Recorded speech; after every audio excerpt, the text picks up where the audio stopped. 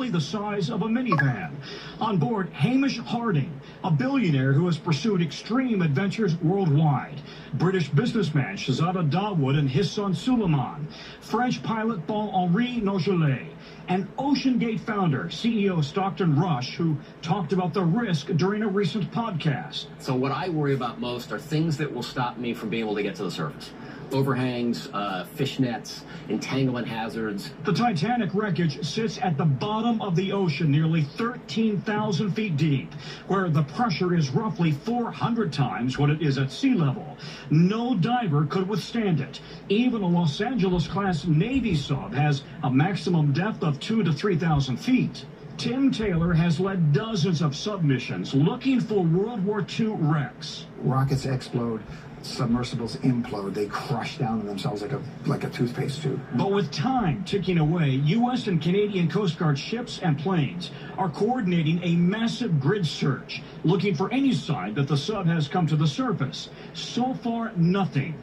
If the sub is intact underwater, it may have only a day and a half worth of air left. This is a very complex search, and the unified team is working around the clock to bring all available assets and expertise to bear as quickly as possible. The sub, called Titan, has never been certified. Among the safety concerns, the hatch can only be unbolted and opened from the outside, not the inside.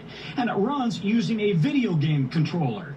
The Navy is now rushing salvage equipment to the site in case the sub needs to be lifted out of the ocean. If your submersibles can find this sub, is there any way to retrieve it and save the people on board? We have a group of our nation's best experts in the Unified Command, and if we get to that point, those experts will be looking at what the next course of action is. But time is of the essence. Terry Virts is a former astronaut and close friend of Hamish Harding, who heard from him just before the dive. The text I got was, "Hey, we're headed down to Titanic today, exclamation point." The hope, all five are still alive. I would assume they're stuck on the bottom in the mud or somehow entangled in Titanic. It's a search and rescue mission. So first of all, they have to find them.